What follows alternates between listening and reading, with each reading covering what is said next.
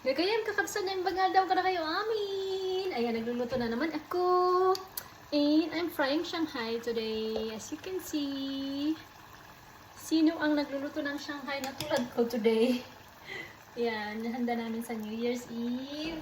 Lutuin ko na kasi baka antukin ako mamaya. Tamarin na ako. Prituin ko na siya ngayon.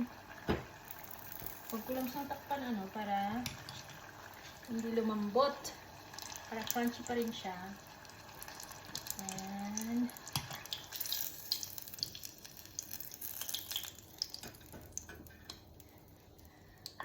ano ang niluluto nyo? May nagluluto rin ba ng Shanghai na tulad ko?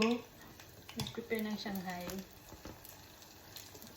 And few pieces only.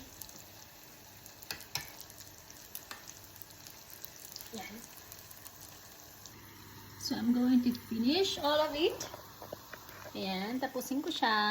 And then, enjoy watching everyone.